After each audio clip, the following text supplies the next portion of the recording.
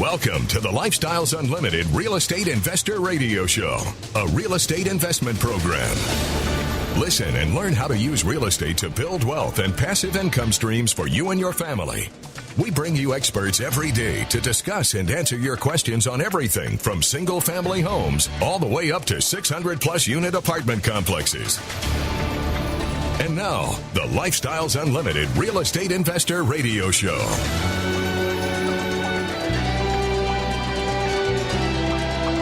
Welcome to the show. My name is Al Gordon, and as always, I'm working on your financial freedom. Well, to be honest with you, it's not just me. There's a lot of people that assist me with getting this information out to you, and I actually have to thank those people because without them, you wouldn't be able to hear me. So for all of you that help me get the information out to people that need to hear it, I want to wish you a thank you. Yeah, I want to give you a thank you because there's a lot of things that go on in the background that most people don't really understand. Most people don't realize how the sausage gets made. And speaking of making sausage, guess what's going on right now? Go ahead and guess. No, that's not it. No, that's not it either. Okay, I'll just tell you. The Federal Reserve, they're meeting. Yeah, that was it. The Federal Reserve is meeting. And you're saying to yourself, okay, so don't they kind of like do that on an ongoing basis? So what's the big deal? Well, the Federal Reserve actually has a lot of influence on what goes on in this country monetarily. And that monetary link is actually connected to everything that you and I would choose to invest in. It is. It's actually connected to all this stuff because the monetary system is how America operates in spite of all this Bitcoin stuff that's going on out there and all the articles that you're reading about, all these billionaires investing in a fake currency. The Fed actually drives monetary policy in this country. And in spite of what you've heard, we're still on a gold standard, although you've heard that there's talk of taking us off that gold standard. And now you're saying to yourself, so why is all this important now? Why do you bring this up? Because decisions are being made right now that will affect you and me. They will absolutely affect you and me. Things like, what should we do with the interest rate? Maybe we should leave it alone. Or maybe the interest rate needs to adjust upwards. See, there are people sitting in that meeting that have the power to vote either way. And whatever they vote turns out to be what happens. Now, I think there's a mechanism in place that, there's somebody up the food chain that could overturn what the Federal Reserve does. But do they? I've never seen it. So those are some of the things that they're talking about. I mean, they're discussing what's been going on in the economy. I mean, recently we just had 235,000 jobs created in this country. You heard that report last month. But the problem with that report is that's really 500,000 short of what we were expecting. Yeah. But the good news is the unemployment rate has at least fallen from 5.4 to 5.2%. And the Federal Reserve, is taking this information into account.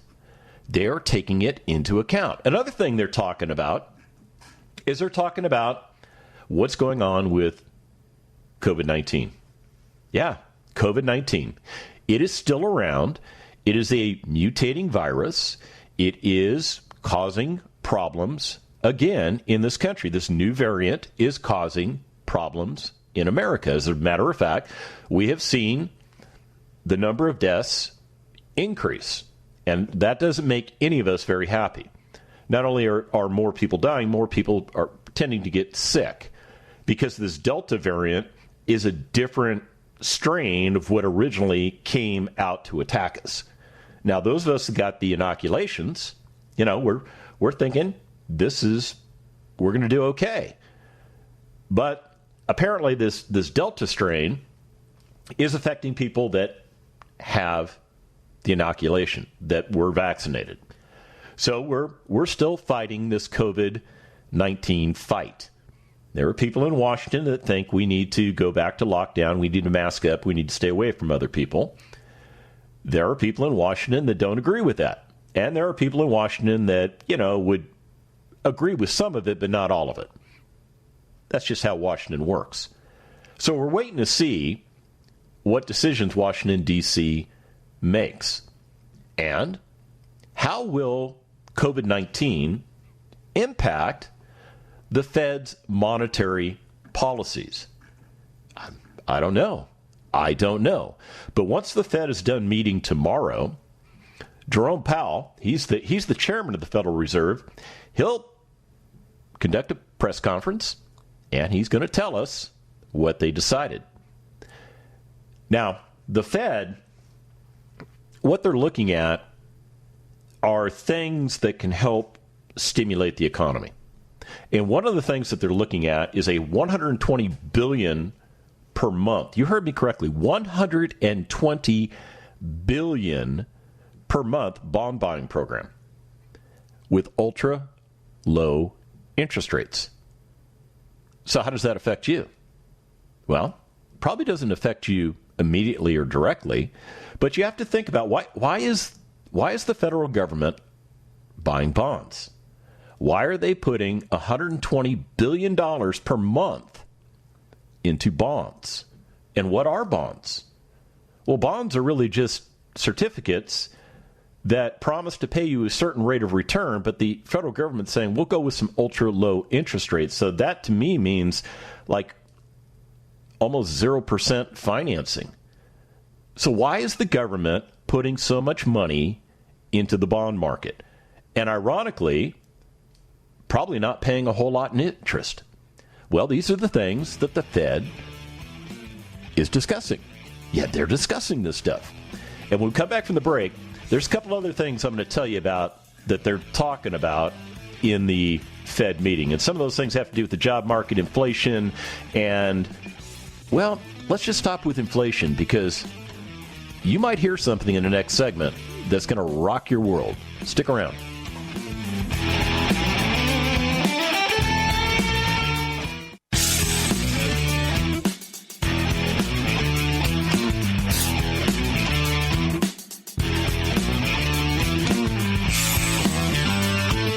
Welcome back to the Lifestyles Unlimited Real Estate Investor Radio Show.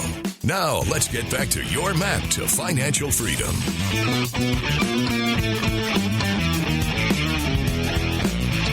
Oh, I'm sorry. I'm a little late coming back and saying welcome back to the show because I just received a text from my broker, and it has nothing to do with the fact that we're buying a house. No, this is another opportunity. It's for a fourplex, and my son is actually had in the back of his mind he's considering buying a fourplex. So, this is just an example of establishing good relationships with people who are on your team, because when they find something that appears to meet your investing criteria, they send it to you for review. Now, during the break, I actually analyzed the property, and I think, okay, this might work out for John, but I need to send it to my son to let him review it because he would be the actual person buying the property. But that's just kind of how this real estate thing works. I mean, opportunities show up everywhere. Now, what I need to do now is I need to give some credit to a gentleman that provided me a lot of content for today's show. And if you know me reasonably well, you know that one of the things that I do is I tend to dig into people's background when I'm looking at the information that they are sharing, because I'm one of those people that believes that not everything that gets published is accurate. Yeah, I'm one of those people. As a matter of fact, I will tend to weigh information heavily or lightly just based on the background of the individual providing me that information. So if I have somebody writing an article telling me how to make millions of dollars in real estate, I want to find out if they've actually been there and done that. I do. I want to find out if they've been there and done that, because if they've been there and done that, they understand a roadmap to success. So I'm curious as to what information they would share with me. But if I find somebody that writes an article like that and they, their experiences, they just graduated from college and maybe they have, a freelance writing position and they're just creating articles for somebody, I tend to discount that information. Not that somebody like that is incapable of giving me solid information, but the experience factor isn't there. And when the experience factor isn't there, I have to kind of analyze the information a little more deeply, because that's just how I roll. Now, the gentleman that I'm about ready to introduce you to, his name is Raghavan Mayur. Now, I hope I didn't destroy his name because, it's a name that I'm not very familiar with. But what I am familiar with is his work. This gentleman, he directs the IBD tip poll. Now, the IBD tip poll is Investors Business Daily combined with TIP. I'm not even sure what TIP stands for, to be honest with you. I'm really not 100% sure what TIP stands for, other than the fact I think they're the polling arm. And Raghavan manages the most accurate poll in this country. Yeah, I think he's doing a really good job at dialing in on information that people need to understand. As a matter of fact, one of the things that he's been able to do over the past 30 years is to accurately predict the winner of the last 5 presidential elections. Yeah, that to me, even though I don't necessarily agree with the outcome of this last election, that's just my personal opinion, he called it. He called it. And it is what it is. So when somebody is able to put together information that is relevant, that is factual, that actually gets to the end result, I have a tendency to listen to somebody like that. So I actually appreciate this guy writing this particular article talking about the Fed, because what he's doing is he's dialing in to the important elements. Whether you are invested in real estate, whether you're invested in the stock market, whether you're invested in gold or silver or cryptocurrency or timeshares or whatever you are invested in, the information that he put together is relevant for all of us. It really is. So when I was talking earlier about, what's going on with the Fed, well, we kind of know what's going on with the Fed. They're talking about the fact that we have this virus, and economists have become pessimistic, and they've actually reduced their growth forecast for the year, because all of a sudden we thought we were ahead of this pandemic. We really did. We thought that we had gotten ahead of this thing, and then this Delta variant came out, and it kind of just stopped us dead in our tracks. Now, we are working our way through it. We're trying to figure out, do you need a booster shot? What do we need to do to finally make this deadly disease go away? But because we've had spikes because of a new variant, people become hesitant. People become cautious. And I understand that. I get that. The thing that you need to consider is that the virus factor will likely deter the Fed from making or taking policy steps towards reducing asset purchases. Yeah, that's what the Fed does. They buy assets. Yeah, you didn't know that, did you? You didn't know that the government actually buys assets. Well, when they're buying bonds are assets. Yeah, so the government is taking title to financial instruments. Now, when it comes to that job market, in the last segment, I told you the disappointing news, which you probably already knew about with regards to the number of jobs added. It came at half of what we were kind of hoping for. But ironically, the unemployment rate has actually been pretty stable at 5.4, and it's actually reduced down to about 5.2. So that's actually good news. But here's the thing you need to consider. Will the Fed wait to see how the recent expiration of emergency employment benefits will affect the labor market? Yeah, that's going on out there. Remember, all those people that were paid to stay home, that were given bumps to their unemployment benefits. I mean, there are people that are currently receiving unemployment benefits and they admit it, that are making more money than they would make if they went back to work. And that's kind of what's going on in this country. So some of those people are going, if I make X, but I have to go back to work and I only make Y and Y is less than X. Oh, by the way, I got to put in 30 to 40 to 50 hours a week to get that Y. Why would I do that? I'll just stay with X. Well, that's coming to an end. So when you combine all that with a lukewarm job report, what do you think the Fed is going to do?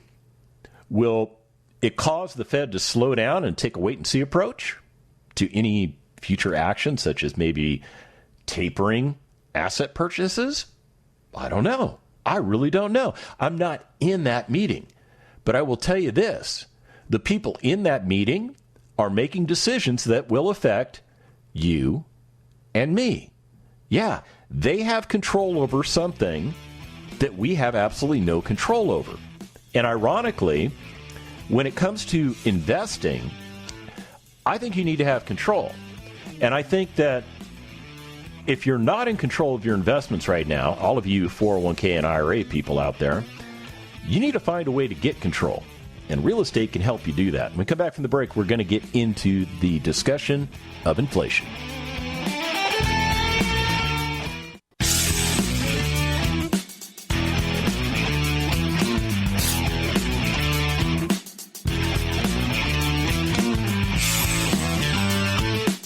Warning. Listening to the Lifestyles Unlimited Real Estate Investor Radio Show will change your life. We will teach you how to create wealth and passive income so you can be financially free. And now, back to your host. Welcome back to the show. All right, so I got distracted again because my son texted me back and he goes, hey, man, the numbers kind of maybe work on this property. What do you think we ought to do? So what I did was I double-checked his numbers, and I agreed with him. So I said, well, right now I'm on the radio, but go ahead and make all necessary contact with our agent, and let's see about taking a look at this property, because what we need to do is we need to do a visual inspection of it and, see what's going on there. Yeah, that's how this real estate stuff works. I mean, so ironically, in the middle of a radio show, not only did I receive information from an agent that I've developed a relationship with, and by the way, we will teach you how to do this when you become a Lifestyles Unlimited member, they actually sent me a qualified property. What's a qualified property? Well, a qualified property is something that meets a certain acid test. In other words, there is something about that property that makes it pass screening criteria. Because I don't want to look at everything that's on the market. I don't have an interest at looking at properties that will not work for my investing strategy. That is a huge waste of my time.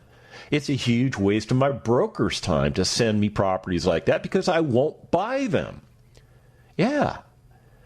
But when Bonnie sent me this property, I went, oh, that property, it's actually pretty nice because I'm not going to tell you where the property is because, first of all, I'm not trying to sell anybody any property. But what I am telling you is this.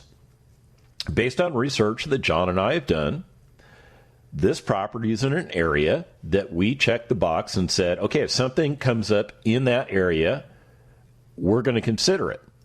Now, within that area, we also know that there's a certain price point where properties in that particular area just stop making sense. Additionally, we also know that there are certain rent values in that particular area. And if the target property is not projecting to us that the rents are at a certain level, then we know, based on where the rents are at compared to what the pricing is for the property, it's not going to work. Well, this particular property, it gets past that screening criteria. Now, this property happens to be a fourplex. Yes, and it is fully occupied. In other words, all 4 units have an existing resident in those units, and there's probably a lease in place. There's nothing in the listing that tells me that anybody is on a month-to-month lease. The strategy my son is following is to acquire something very similar to this in a location that works for him, where he can buy it as an owner-occupant. Now, what that means is he will have to time the closing of this property so that whoever's lease runs out first, that's the person that has to move. I mean, that sounds terrible, doesn't it? It sounds terrible that you're going to make somebody move. But that's how the real estate world works. And when you own property and you have residents in place, they have to understand that if there's no lease in place, there's no guarantee that they will stay there any longer. So that's one of the considerations John's got to make. So what we'll probably do at the end of this radio show is we'll probably just connect with Bonnie and we'll see if we can take a look at the property. Now, we may not be able to see the interiors of the property, but we can pretty much get a decent feel for how the property is being operated just by touring the outside, because if the outside's in bad shape, chances are the inside is in bad shape. If we decide to move forward with this property, we'll make an offer on the property. We'll make that offer subject to inspection, and we will get into all 4 units, and we will analyze all 4 units, and we will determine whether or not there's a ton of deferred maintenance in there, which could throw all the numbers off. And if it does, that's okay. We can go back to the seller and say, hey, you know what? Your price worked if everything worked, but not everything works. So as a result, we might have to either step away from the deal and let you sell it to somebody else, or maybe you'll reconsider your price, and maybe your price point will match our price point. We can proceed with the deal. That's really how it works. Even in a seller's market, that's still the way it works. All right, so what we were talking about was this IBD tip poll that came out that Raghavan Mayur put together. And in this poll, it's not really a poll. It's actually an article. He runs polls, but he also writes articles based on the results of the polls. Yeah, it's kind of interesting. But this is an analysis specifically on the Fed. And one of the things that he believes, that the Fed believes, is that long-run inflation of 2%. Yeah, long-run inflation of 2%. That's kind of where the inflation rate has been for a very long time in this country. And it's measured. You probably wonder, okay, so how do you measure that? All right, well, you measure it based on the annual change in the price index for personal consumption expenditures. Yeah, you asked me, I told you. That's the one thing that if you measure it, you get the most consistent number. Yeah, it's just the way it works. So in 2021, inflation, as you probably are well aware of, has been significantly higher than what the Fed wants it to be. Yeah, the personal consumption expenditure currently stands at 4.2%. 4.2%. That's more than double what the Fed thinks it should be. And if you take out food and energy costs, if you decide that you're not going to measure personal consumption expenditures because food and energy costs are something that, it's more of a need, not a want. Because think about it. You can go out and buy things that you want, but things like food and energy, you kind of need those things. So when they strip those expenses out, we're still at a 3.6% increase. Now, back in last June, the Fed projected that the PCE inflation would be between maybe 3 and 3.9%, with the median at 3.4%. But obviously, that's not what's happening. That's not what's happening at all. As a matter of fact, as early as May, we got to that 4% number. So we exceeded what the Fed thought inflation might do. And there have been some signs of inflation moderation. Unless you're buying gas in California. I just read an article today that somebody in Mendocino, California, was just absolutely perturbed at the cost of gas out there. Now, okay, cost of gas does get affected by inflation. It does. Okay, the cost of energy. We talked about that a moment ago. So fuel is kind of like one of those need things. It's not necessarily a want thing unless you're going on vacation. It's more of a need thing, right? Okay. Well, the other thing with gasoline is that depending on where you're buying it, you're going to get taxes layered on top of it. And it just so happens that in California, I think that's the one state that has the highest layering of taxes. So that's part of the problem that's going on in California, is that their taxes are based on percentages, not necessarily fixed numbers. That's what I think. I didn't qualify that, but I'm pretty sure that's what I remember from when I lived there. I think the big takeaway, though, is that Americans are actually starting to get worried about inflation. We're starting to see some price increases in energy, in food, and groceries. And those price shifts can cause consumers to stop cutting back on spending. Now, I will tell you this. I love a good New York strip steak. I really love a good New York strip steak, and I barbecue them with the best of anybody. 6 months ago, when I was at my local grocery store buying those beautiful steaks that I love, now, I didn't buy the prime. I bought the what do they call it? The standard, or, the entry level. Okay, entry level grade. Not choice, not prime, the one that's left over. $7.49 a pound. Yesterday, I went back to that same store and I bought the exact same types of steaks, $12.49 a pound. Now that is inflation. When we come back, more on inflation. Stick around.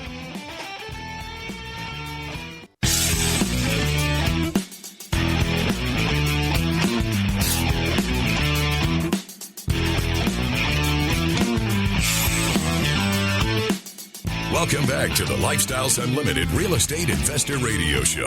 It's time to turn up the volume and fine-tune your passive income plan so you can create the lifestyle you've always wanted. Welcome back to the show. All right, so, this fourplex thing is actually kind of looking pretty good, because when I ran the numbers, what it's telling me is that, because my son's strategy would be to buy this thing as an owner-occupant, live in it for a year to meet the requirements of the FHA, because that's what the FHA does. They provide mortgage financing for individuals that are looking to buy property. Now, in this particular case, John will be buying property to live in because he only has to put 3.5% down as an owner-occupant. If he were to buy this as an investor, he would have to put at least 20% down. So the strategy here allows John to not consume all of his money.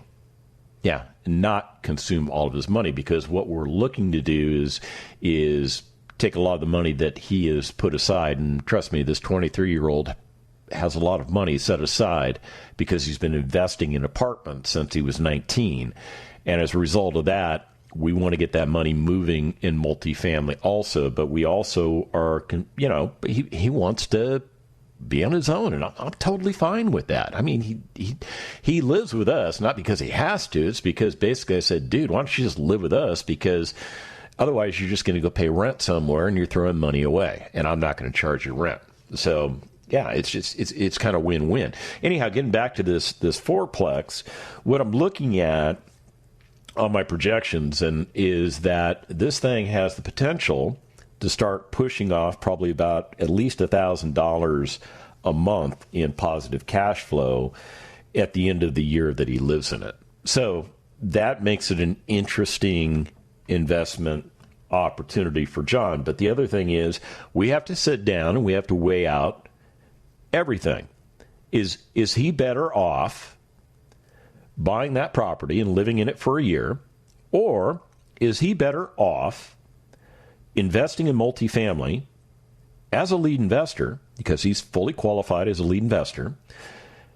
Is he better off doing that and staying transportable, which allows him to not be locked down to a location, meaning he can go anywhere in the country where it makes sense for investing? And one of the things that we're learning from a lot of our national members is that there are a lot of great places in the United States to invest in multifamily that aren't in Texas. There's nothing wrong with Texas, but isn't it nice to know that there are other markets out there that will work for you? I think it's awesome. I really do. So let's get back to what's going on with this Fed meeting. I think the big elephant in the room is really inflation. Nobody's talking about it. I don't see news feeds on it. I see plenty of news feeds that say, are we in a housing bubble? And then you click on the darn article, and what do? They bring up the 3 salient facts that I've been pointing out ever since that became a topic. And they're basically saying, yeah, probably not going to happen. But they're it drives me nuts. They are framing the article so that you think, oh, something bad's going to happen, so you read the article. And then you find out, no, nothing bad's really going to happen because the conditions are completely different than they were 15 years ago. But inflation. Let's get back to that inflation. Do you think it's going to peak? Some people think we're at the max capacity. We have peaked. Others believe, nah, man, that's not true. Because if you lived in the 70s, I did. I was much, much younger back then.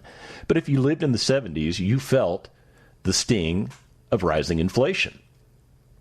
Now, with inflation only maybe 2 percentage points above the Federal Reserve's target of 2%, because remember, I told you it was like up to 4.2%? What do you think the Fed should do? Should they wait for evidence of a sustained decrease in inflation before they make any decisions? Or should they make a decision based on that? Now, we're not in the room. I suppose you could probably turn on C-SPAN and you could watch what's going on. You could at least hear and see what they're talking about. But there's no like button on C-SPAN. I mean, you can't go, oh, I like the way this is going, and hit the like button. It doesn't exist. I think what the Fed needs to do is just leave it alone. Yeah, leave it alone. Don't Mickey Mouse around with it. Let's see if the markets can control this inflationary thing. Let's see if the markets can do that. Instead of the government Mickey Mousing around with stuff because they think, oh, I know how to fix this, I know how to fix this, and they create another problem because they want to help, but they don't know what they're doing. Now, let's talk about something called liquidity. Yeah, and this gets back to that $120 billion a month that the government has been spending to buy government-backed bonds. Yeah. I mean, here's the breakdown. $80 billion a month in Treasury debt and $40 billion in mortgage-backed securities. Yeah, that's what they've been buying every month. They bought it this month. Next month, they're going to buy some more, another $120 billion. It's all programmed. Now, the Fed has indicated that it will progressively, I hate that word because it means so many bad things, but that's who's running the country. It will progressively reduce those purchases over the next 6 months. And they're thinking about just completely walking away from them in 2022. But we're not in 2022 yet. Yeah, we're not in 2022. As a matter of fact, I don't think they're going to do anything to change what they're doing in this meeting. All the clear indicators say that maybe November is the time they get around to it. But here's the one thing. The one thing that they are talking about in this meeting that affects you, that affects me, that affects just about everybody in America, interest rates. Yeah, interest rates. Interest rates affect us all. Because if we go out and buy a car and we take out credit, we pay interest on that loan. If we buy a house and we take out credit and we leverage that property correctly, and I'm talking about investments, and I'm not talking about that home that you live in, but you can get a mortgage for that too, you're going to pay interest on those things. Now, lately, interest rates have been really low. I mean, the cost of money has been really low, right? And maybe we'd like to keep that going, especially if you're in the multifamily investing space, because interest rates are tied to capitalization rates. And capitalization rates are something that is used industry-wide. It is the standard to determine valuation on a property. Yeah, that's how multifamily works. As of the June meeting, when the Fed got together, there were 11 members of the Fed that projected a target level of 0.125% as the interest rate, or what we call the discount rate, for 2022. 5 had indicated they were good with 0.375%. And 2 of those members indicated they were good with 0.625%. So you're thinking, well, dude, I can't borrow money that cheap. That is really, really cheap money. That's correct. The way the banks work is they borrow the money from the Fed at 0.125%, and they turn around, they loan it to you amortized at maybe 3.75%, and they make their money off the amortized interest while they're paying interest back to the federal government. That's the way the economy works. Whether you like it or not, that's the way it works. So banks are always going to add a margin to that interest rate because they've got a lot of big buildings they have to pay for. They have a lot of employees they have to pay for, and they're providing you funding that you need for your investments. Yeah, even you guys that invest in the stock market that use margin, you get affected by interest rates, don't you? Unless you get some kind of like really cool relationship with somebody that I don't even know about. So this is what's going on in a closed room somewhere in America. You've got 18 people making decisions that are going to affect 350 million of us. And they do this every quarter. This is not new. It's not like these guys just say, hey, you know what, we got to have a meeting. No, they do this every quarter. They sit down and they look at what will they do to refine monetary policy moving forward for, say, the next 90 days while they're trying to look at a long-term projection of maybe 5 years out. But there's a lot of variables in there. So these 18 people essentially make the best decisions that they can based on the information that they have. And remember, everybody also has a bias. Everybody has a bias. I have them. You have them. Everybody's got a bias. So you have to, what are the biases of those 18? And who selected those 18? That's how it all works, man. It's all cool. Let's pull it back a minute. Let's talk about the fact that you need to be in control of your investments. You're not in control of the Fed. If you're investing in the stock market, you're definitely not in control of what assets are being traded in your accounts unless you actually manage that. Not too many people do. But when you get involved with real estate, you're in control. And because you're in control of an asset and you make all the decisions on those assets, that is a better investing vehicle than what you're doing right now. Because those other vehicles out there, they're all impacted by artificial constraints and things that happen that you and I have no control over.